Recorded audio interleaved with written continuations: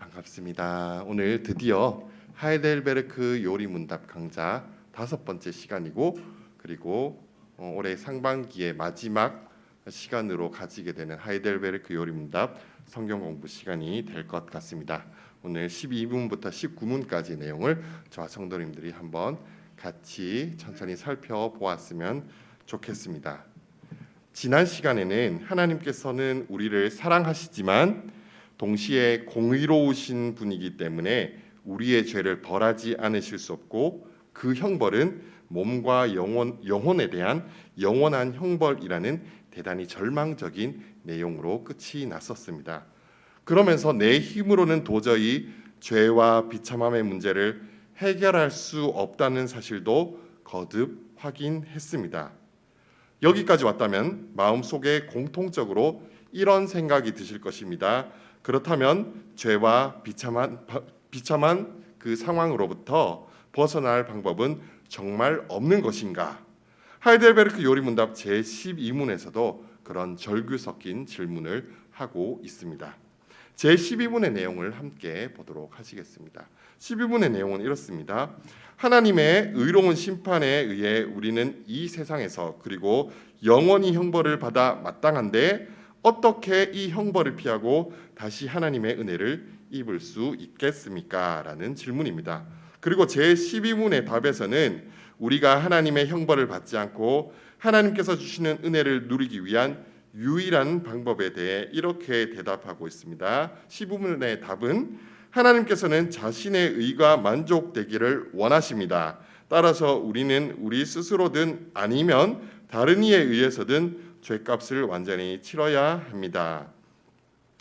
우리가 죄로부터 헤어나오지도 못하고 죄로 인해 죽을 수밖에 없는 비참한 상황에서 구원받기 위해서는 이 비참함의 근원이라고 할 수 있는 죄의 문제를 해결하는 방법밖에 없습니다.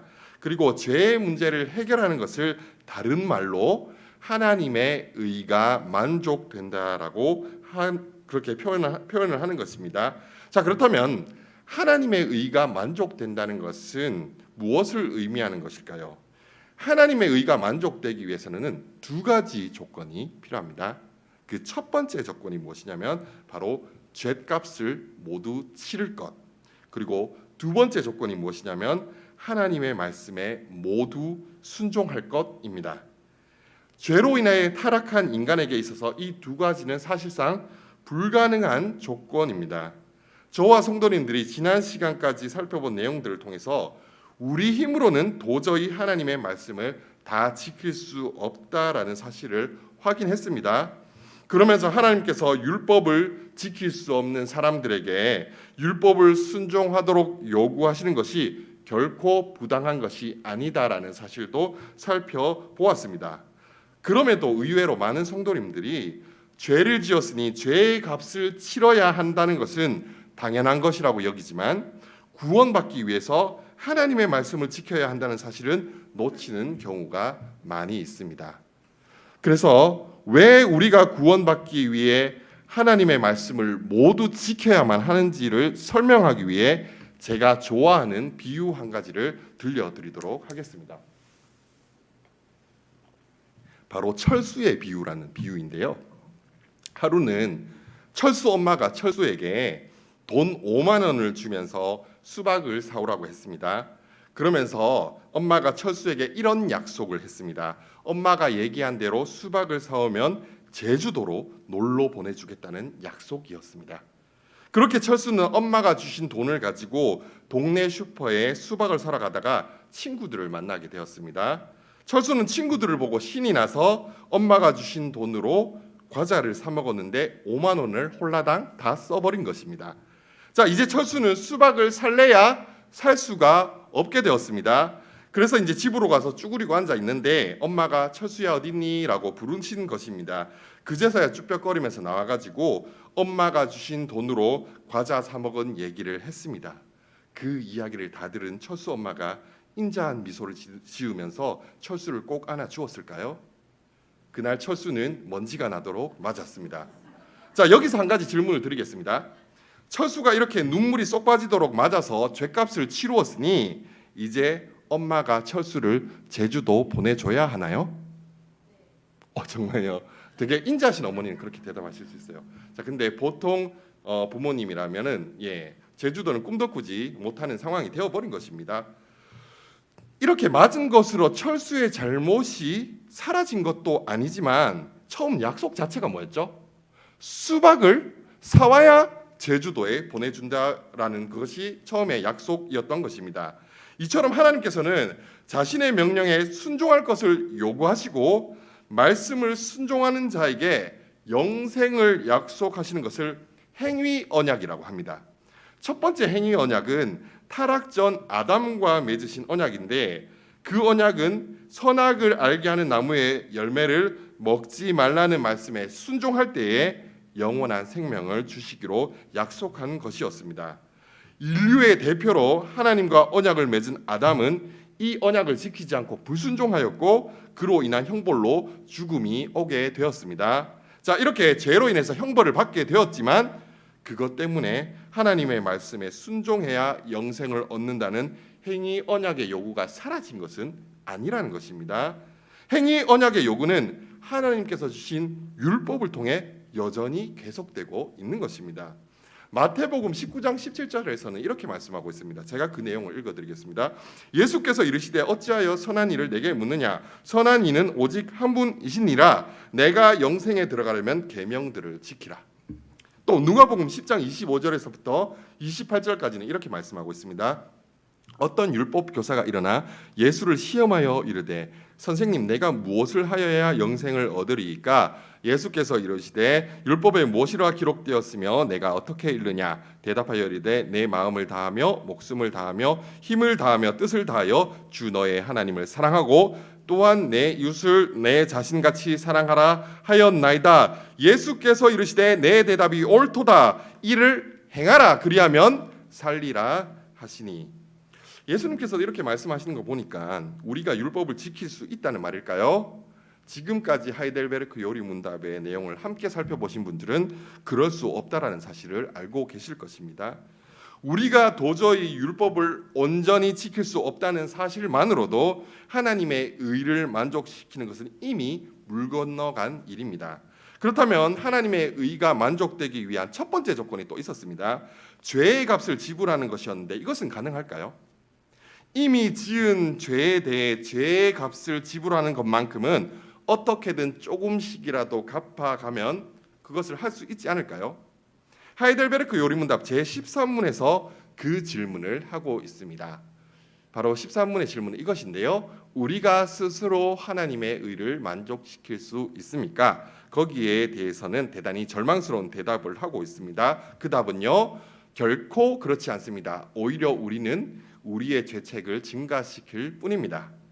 저와 성도님들이 매달 카드값을 메우기 위해 몸부림치는 것처럼 열심히 선행을 하면 조금이라도 죄값을 덜 수 있지 않을까라는 기대가 얼마나 헛되고 덧없는 것인지에 대해 지난 시간 계란찜의 비유로 설명을 드린 적이 있습니다. 이 계란찜의 비유를 하고 나서 식사할 자리가 있었는데 담임 목사님께서 계란찜을 안 드시고 저한테 주시더라고요. 그래서 저 계란찜 뚝배기 2개를 먹은 기억이 있는데, 자, 죄로 인해 부패한 인간의 선행은 썩은 계란이 들어간 계란찜만큼이나 하나님이 받으실 만한 것이 못 된다는 내용의 그런 말씀을 드린 적이 있습니다. 자, 그렇다면 그 선행을 하나님께서 안 받으시면 그만인데 왜 13문에서는 인간이 선행을 통해 죄의 값을 덜어보려는 시도가 우리의 죄값을 갚기는커녕 우리에게 죄의 책임을 더 증가시킬 뿐이라고 하는 것일까요? 그 사실을 설명하기 위해 한 가지 비유를 들려드리겠습니다. 이번에는 해적의 비유입니다. 극악무도한 해적이 있다고 한번 생각해 보겠습니다. 이 해적은 장사뱀만을 노린 것이 아니라 대담하게도 국왕의 가족들, 심지어는 국왕의 아들이 탄 배까지 노략하고 그 배에 탄 사람들을 모두 죽이는 끔찍한 죄를 저질렀습니다. 사실상 왕에게 반역을 저지른 것이나 다름이 없는 것입니다. 이런 잔인한 해적이지만 나름 인간적인 면도 있어서 때로는 같이 해적질하는 사람들에게 한턱씩 내기도 하고, 그리고 구걸하는 거지에게 자비를 베푼 적도 있습니다. 자기 나름대로는 선행을 해왔던 것입니다. 그러던 중 드디어 이 해적이 드디어 붙잡혀서 왕의 법정에 서게 되었습니다. 왕에게 반역하고 왕의 가족들을 죽인 해적이 평소에 선행을 해왔다는 사실이 판결에 도움을 줄 수 있을까요? 없을까요? 없다라는 것입니다. 그 선행이 참작될 리도 없겠지만 설령 그 사실을 감안해서 판결을 내린다고 하더라도 판결의 내용이 크게 달라지지는 않을 것입니다. 오히려 자신의 선행이 자신의 죄책을 덜어줄 것이라고 생각하고 마음 놓고 해적질을 해왔던 것 때문에 이 해적은 결국에는 더 큰 벌을 받게 되는 것입니다. 지금까지 살펴본 대로 우리의 힘으로는 죄의 값을 지불하는 것도 하나님의 말씀에 모두 순종하는 것도 불가능합니다. 그렇다면 우리는 어떻게 하나님의 의를 만족시킬 수 있을까요? 딱 한 가지 방법이 있는데 그 방법이 사실은 아까 12분의 답에서 잠깐 스쳐 지나갔었습니다. 그 방법이 무엇인지 확인하기 위해서 잠깐 되감기를 해보겠습니다. 12분의 답은 이것이었습니다. 바로 하나님께서는 자신의 의가 만족되기를 원하십니다. 따라서 우리는 우리 스스로든 아니면 다른 이에 의해서든 죄값을 완전히 치러야만 한다라는 것이었습니다. 내가 죄의 값을 지불할 수 없으면 다른 누군가가 지불해야 됩니다. 내가 율법을 못 지킨다면 누군가는 율법을 지켜주어야 된다는 것입니다. 그래야만 하나님의 의를 만족시킬 수가 있게 되는 것입니다. 아무리 선행을 하고 말씀대로 살려고 해도 애써도 사람은 결국 죄에 더 깊이 빠져 들어갈 뿐입니다. 이것은 마치 물에 빠진 사람이 스스로를 구할 수 없는 것과 같은 원리입니다. 누군가 물에 빠져간다면 외부에서부터 그 사람을 구해줄 누군가가 있어야 합니다. 마찬가지로 인간이 구원을 받는 것은 인간 스스로는 할 수 없기 때문에 외부로부터만 가능합니다. 그렇다면 죄로부터 우리를 구원해줄 누군가가 필요하다는 것인데 문제는 누가 과연 이런 일을 할 수 있냐라는 것입니다. 쉽지 않겠지만 우리는 그런 일을 할 수 있는 존재를 반드시 찾아야만 합니다. 그리고 제14문부터는 우리를 죄로부터 구원해줄 누군가를 찾기 위한 여행을 떠나게 될 것입니다. 14문의 질문은 이렇습니다. 어떠한 피조물이라도 단지 피조물로서 우리를 대신하여 하나님의 의를 만족시킬 자가 있습니까? 그 답에서 무엇이라고 이야기하고 있을까요? 그 답은 이렇습니다. 하나도 없습니다. 첫째, 하나님께서는 인간의 죄책 때문에 다른 피조물을 형벌하기를 원치 않으십니다. 둘째, 어떤 피조물이라도 단지 피조물로서는 죄에 대한 하나님의 영원한 진노의 짐을 감당할 수도 없고 다른 피조물을 거기에서 구원할 수도 없습니다. 사람이 죄를 지었는데 다른 피조물, 특별히 소나 양이나 염소나 비둘기와 같은 것이 사람의 죄값을 지불할 수 있을까요? 지불할 수가 없습니다. 일단 인간의 생명이 짐승의 생명보다 귀하기 때문입니다. 백보양보해서 지불할 수 있다고 해도 묘하게 기분이 나쁠 것 같습니다. 제가 이게 제사 때 염소를 잡고 나서 너는 염소로 말미암아 구원받았다라고 한다면 평생 염소에게 감사하며 살아가야 하지 않겠습니까? 예전에 제가 들었던 얘기인데 어떤 그 목사님이 그 시골에 부흥회를 인도하러 갔었습니다. 근데 그 부흥회를 하는데 아무리 소리를 치고 막 그렇게 설교를 해도 반응이 너무 없는 겁니다. 그래가지고 이 목사님이 더 눈을 동그랗게 뜨고 막 이렇게 막 소리 지르면서 설교를 했는데 반응이 없는 거예요. 자, 그런데 이제 목회자들은 이제 설교할 때 반응이 없으면 어떻게 하는지 아세요? 제일 그 중에서 은혜 잘 받는 사람을 보고 그 사람을 보고 설교를 하거든요. 근데 막 이 목사님이 막 눈을 동그랗게 뜨고 막 설교를 하니까 마침 한 성도님이 울기 시작하는 거예요.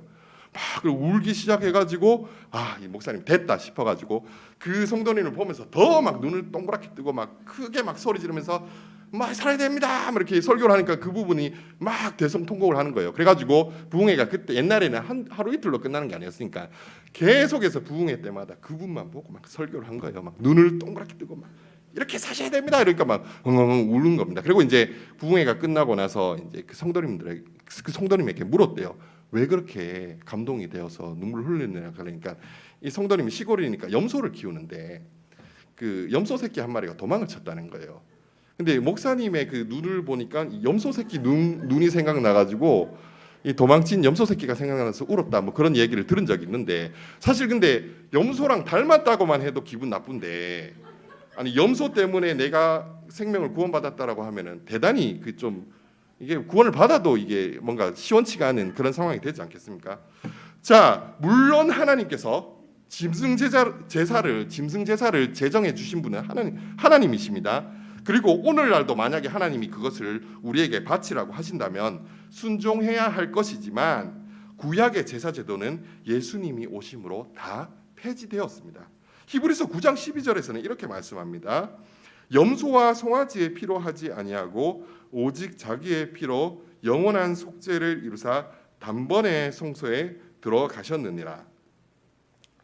이렇게 짐승 제사로는 우리의 죄를 뭐 용서받을 수도 없지만, 물론 일시적으로 용서받을 수는 있습니다. 그러나 이것은 우리의 죄를 영원히 용서받을 수도 없고, 또 한 가지 문제가 뭐냐면 이런 짐승이 율법의 의를 만족시킬 수는 없거든요. 그러니까 염소가 저를 대신해서 율법의 요구를 이루어 줄 수는 없다라는 것입니다. 짐승의 제사를 통해 일시적으로 죄를 용서받을 수 있지만 그것으로 우리의 죄값을 완전히 지불하는 것, 그러니까 하나님의 의를 만족시키는 것은 불가능하다라는 것입니다. 자, 그런데 아까 14문에서는 피조물이 사람의 죄를 대신할 수 있는지를 물어봤지만, 피조물이 아니라 사실 하나님이라도 사람의 죄를 대신할 수는 없습니다. 하나님은 영이시기 때문에 고통을 당하실 수가 없는 것도 문제지만, 히브리서 9장 22절에 보면은 죄사함을 위해서는 피 흘림이 필요하다라고 말씀하고 있거든요. 애초에 인간을 위해 하나님이 벌을 받는 것도 그 말이 되지 않지만, 하나님께서는 우리를 대신해서 피 흘려 주실 수도 없는 상황입니다. 당연히 영적인 존재인 천사가 우리의 죄를 대신해서 죽어줄 수도 없는 노릇이라는 것입니다. 그리고 애초에 행위 언약 자체가 하나님과 사람이 맺은 언약이기 때문에 사람이 그 부분을 감당할 수밖에 없는 것입니다. 고린도전서 15장 21절에서는 지금까지의 내용을 잘 요약해주고 있습니다. 우리 이 말씀은 저와 성도님들이 함께 읽도록 하시겠습니다. 함께 받겠습니다. 사망이 사람으로 말미암았으니 죽은 자의 부활도 사람으로 말미암는도다. 이것은 너무나 당연한 말씀이라는 것입니다. 자, 그렇다면 우리를 죄로부터 건져줄 사람이 필요한 상황인데, 사람으로서는 하나님의 의를 이루어 드릴 수 없으니 도대체 어쩌라는 말이냐라는 생각이 드신다면 지금까지 하이델베르크 요리문답의 내용을 잘 따라와 주신 것입니다. 15문에서도 이렇게 외칩니다. 그렇다면 우리는 어떠한 중보자와 구원자를 찾아야 합니까? 이 질문에 대한 답을 살펴보겠습니다. 그 답은 바로 참 인간이고 의로운 분이시나 동시에 참 하나님이고 모든 피조물보다 능력이 뛰어나신 분입니다. 자, 인간인데 죄가 없으시고 모든 율법을 지킴으로 하나님의 의를 모두 만족시켜야 하며, 동시에 참 하나님이고 모든 피조물보다 능력이 뛰어나신 분이어야 한다고 합니다. 말이야 쉽지 이런 사람을 어디 가서 찾겠습니까? 우리를 구원하기 위한 중보자에게 왜 이렇게까지 까다로운 조건을 요구하는지 그 이유를 한번 차근차근 살펴보도록 하겠습니다. 먼저 왜 중보자는 참 인간이고 의로운 분이셔야만 할까요? 마침 하이델베르크 16문에서도 이렇게 질문합니다. 중보자는 왜 참 인간이고 의로운 분이셔야 합니까? 이 질문에 대한 답은 이렇습니다. 하나님의 의는 죄 지은 인간이 죄값 치르기를 요구하나 누구든지 죄인인 사람으로서는 다른 사람을 위해 값을 치를 수 없기 때문입니다. 사실 하이델베르크 요리문답 16문은 사람의 죄는 사람만이 대신할 수 있는데, 그러면 모든 사람이 다 그렇게 할 수 있는 것인가에 대한 질문에 답을 하는 것이기도 합니다. 인간이라고 해서 모든 인간이 다 하나님의 의를 만족시킬 수 없습니다. 죄가 없어야만 하는 것입니다. 자, 예를 하나 들어보겠습니다. 제가 눈앞에 눈이 마주치셨는데 임종갑 집사님을 참 좋아해요. 자, 그런데 제가 임종갑 집사님이 이 죄로 인해서 고통받는 모습을 도저히 눈뜨고 볼 수가 없는 것이에요. 그래서 그걸 너무 안타깝게 생각해서 임종갑 집사님을 위해서 제 목숨을 바치기로 마음을 먹었습니다. 성황희 집사님이 계신데 굳이 제가 그런 마음을 먹고 어쨌든 목숨을 바치기로 했다라고 한번 가정을 해보겠습니다. 자, 그리고 십자가를 지고 제 안에 모든 물과 피를 흘리며 다 이루었도다라고 외치고 죽었다고 해보겠습니다. 사람인 제가 죽었으니 그것으로 임종갑 집사님의 죄값을 지불할 수 있을까요? 안 됩니다. 왜 안 되냐면 제 코가 석자기 때문입니다. 내 죄값을 지불할 능력도 없는데 다른 사람의 죄를 어떻게 사할 수 있겠습니까? 파산한 사람이 다른 사람의 빚을 대신 갚을 수 없듯이 물에 빠진 사람이 물에 빠진 다른 사람을 구할 수 없듯이 죄인을 구원하기 위해서는 오직 죄가 없는 사람만이 그 일을 할 수 있다는 것입니다. 문제는 뭐죠? 죄 없는 사람이 없다라는 것입니다. 털어서 먼지 안 나는 사람이 없는 게 세상 이치입니다. 죄 없는 사람을 찾는 것도 불가능한데 또 다른 조건이 있었습니다. 17문에서 그 조건이 나옵니다. 17문에서는요. 중보자는 왜 동시에 참 하나님이셔야 합니까? 이제는 아예 사람인 동시에 하나님이어야만 우리를 구원할 수 있다고 합니다. 그 이유는 이렇습니다. 답을 한번 보도록 하겠습니다. 그의 신성의 능력으로 하나님의 진노의 짐을 그의 인성에 짊어지시며 또한 의와 생명을 획득하여 우리에게 돌려주시기 위함입니다. 중보자가 참 하나님이셔야 하는 가장 큰 이유는 하나님의 그 진노의 짐을 감당할 수 있어야 하기 때문입니다. 하나님의 진노는 인간이 감당하기에는 너무나 큰 짐입니다. 더군다나 그가 감당해야 될 죄는 현재 존재하는 인간뿐만 아니라 과거에 태어났던 그리고 앞으로 태어날 모든 인간들의 죄입니다. 이 무거운 짐을 아무리 죄가 없는 인간이라 할지라도 혼자서 짊어질 수는 없는 것입니다. 오직 하나님만이 이 무거운 죄의 짐을 대신 질 수 있는 것입니다. 그러나 하나님으로서는 이 짐을 또 질 수가 없습니다. 왜냐하면 하나님은 고통을 당할 수도 없고 형벌을 당할 수도 없고 피를 흘릴 수도 없기 때문입니다. 그래서 방법은 하나뿐입니다. 하나님이 참된 인성을 취하시고 그 인성 속에서 고통을 당하셔야만 한다라는 것입니다. 자, 이제 우리는 18문의 질문에 대답해야 될 차례가 되었습니다. 18문에서는 이렇게 질문합니다. 그러나 누가 참 하나님이시며 동시에 참 인간이고 의로우신 그 중보자입니까?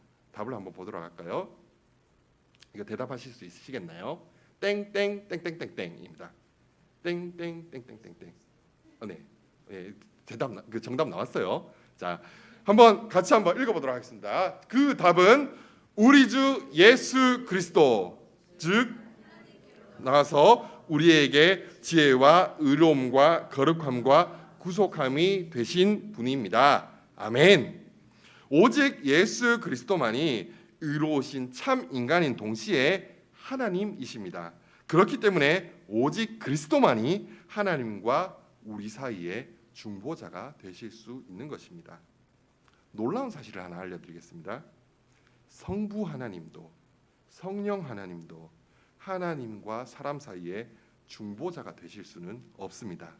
인성을 가지신 분은 오직 예수님 뿐이기 때문입니다. 함께 디모데전서 2장 5절의 말씀을 보도록 하시겠습니다. 함께 이 말씀을 받도록 하시겠습니다. 하나님은 한 분이시요 또 하나님과 사람 사이의 중보자도 한 분이시니 곧 사람이신 그리스도 예수라. 아멘.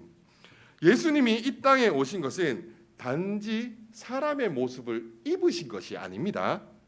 저는 찬송가 122장을 참 좋아합니다. 122장이 어떤 찬양이냐면 참 반가운 성도여 다 이리 와서 베들레헴 성내에 가봅시다. 이런 찬양인데 저는 이 찬양은 참 좋지만 4절의 가사가 조금 아쉽다라는 생각을 늘 하는데요. 4절에서 이렇게 합니다. 여호와의 말씀이 육신을 입어 날 구원할 구주가 되셨더라는 이런 부분이 있는데 저는 이 부분이 좀 아쉽습니다. 왜냐하면 여호와의 말씀이 육신을 입었다라고 하면 마치 겉은 사람이고 속은 하나님이신 것 같은 그런 느낌이 드는데 실제로는 그게 아니라 하나님이 겉도 속도 완전한 사람이 되신 것입니다. 그렇다면 예수님은 사람이 되신 것이신 하나님이 사람이 되신 것이니까 예수님은 더 이상 하나님이 아닐까요? 하나님이 사람이 되셨으니까 예수님은 하나님이 더 이상 하나님이 아닐까요? 아닙니다. 예수님은 여전히 그리고 영원히 하나님이십니다. 이해가 안 되지 않습니까? 어떻게 하나님이 동시에 사람이 되실 수가 있나요? 이걸 신인 양성의 연합의 비밀이라고 하거든요. 신인 양성의 연합의 비밀. 이 단어 자체도 어려운데 이 신인 양성이 연합하는 신비를 완전히 이해할 수 있는 방법은 우리가 천국에 가는 것밖에 없습니다. 그럼에도 분명한 것은 예수 그리스도는 참 하나님이신 동시에 참 사람이신 것입니다. 하나님의 아들이 사람이 되신 이유는 우리의 죄를 짊어지기 위해서입니다. 히브리서 2장 14절에서 15절의 말씀을 세번역 성경에서는 이렇게 번역하고 있는데요. 이 성경을 제가 읽어드리겠습니다. 이 자녀들은 피와 살을 가진 사람들이기에 그도 역시 피와 살을 가지셨습니다. 그것은 그가 죽음을 겪으시고서 죽음의 세력을 쥐고 있는 자 곧 악마를 멸하시고 또 일생 동안 죽음의 공포 때문에 종노릇하는 사람들을 해방시키기 위함이었습니다. 참 하나님이신 예수님께서는 사람이 되셔서 십자가에 피 흘려 죽으심으로 우리의 죄의 값을 모두 지불해 주셨고 율법을 모두 지키심으로 하나님의 의를 만족시키셨습니다. 그리고 누구든지 이 사실을 믿기만 하면 모든 죄를 용서받고 하나님의 자녀가 될 수 있다라고 하나님의 말씀인 성경은 약속하고 있습니다. 그 말씀을 한번 저와 성도님들이 함께 받도록 하시겠습니다. 함께 읽도록 하시겠습니다. 영접하는 자 곧 그 이름을 믿는 자들에게는 하나님의 자녀가 되는 권세를 주셨으니 아멘. 지금까지 율법을 지킬 수 없는 사람들에게 계속해서 율법을 지킬 것을 요구하시고 죄의 빚을 갚으려는 사람들의 노력을 인정해 주지 않으시는 하나님을 마치 악덕 채권자처럼 오해했을 수도 있습니다. 그러나 하나님께서 독생자 예수님을 이 땅에 보내주신 사건은 우리의 모든 빚을 대신 갚아주겠다라는 것일 뿐만 아니라 돈 벌 능력이 없으니까 앞으로 쓸 모든 생활비까지도 다 지불해 주시겠다라는 말도 안 되는 호의나 다름없습니다. 이런 기쁜 소식, 복음은 사랑으로밖에 이해할 수 없는 것이기에 하나님의 사랑을 깨닫지 못하면 믿을 수가 없습니다. 자신의 힘으로 구원을 받으려는 사람은 죽었다 깨어나도 받아들이지 못하는 것이 바로 복음의 진리인 것입니다.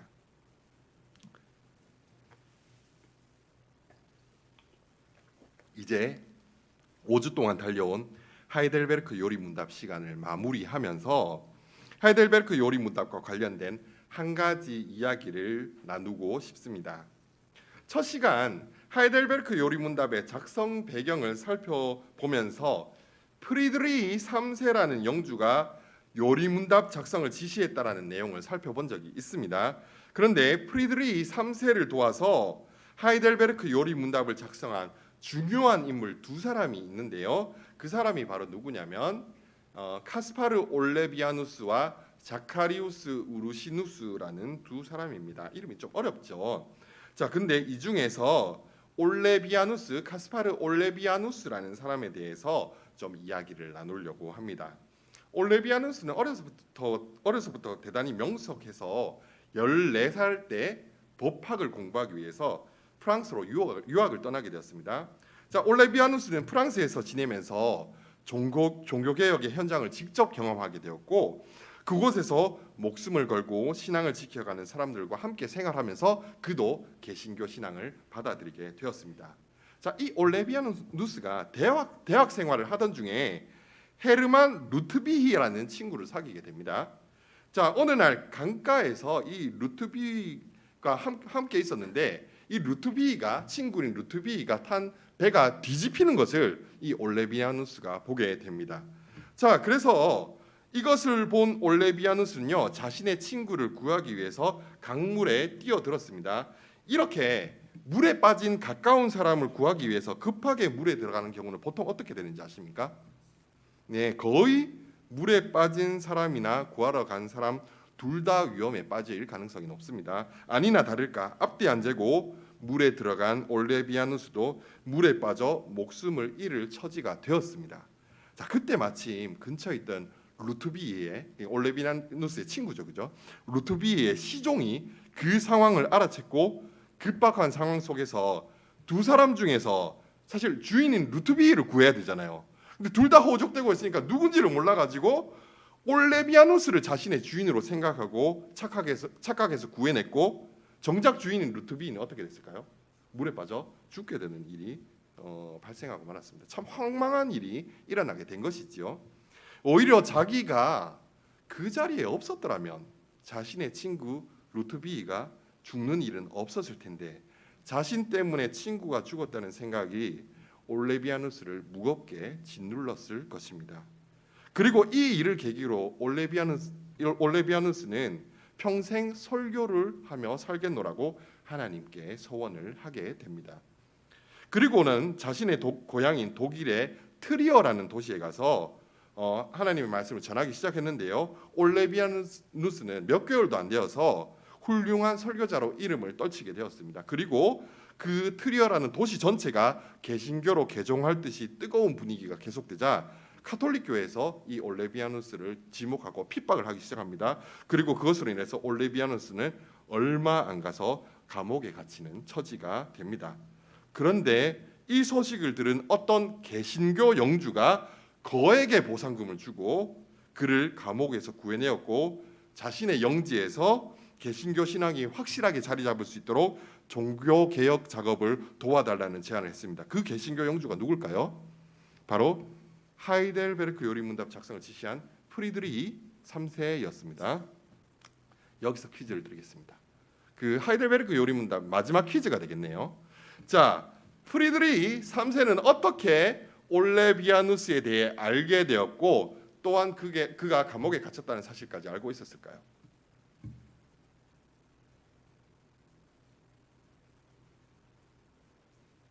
네, 쉬는 시간이 생기니까 좋네요. 네, 바로 정답을 알려드리겠습니다. 정답은 바로 불의의 사고로 물에 빠져 죽었던 헤르만 루트비히가 프리드리히 3세의 아들이었던 것입니다. 사실상 자신의 아들의 목숨과 바꿔서 살아나게 된 사람이 올레비아누스였던 것입니다. 자신의 자녀를 잃은 그때부터 프리드리히 3세는 올레비아누스를 지켜보고 있었던 것입니다. 사실 자녀를 잃은 부모의 안타까운 마음으로는 그런 생각 들 수 있지 않았겠습니까?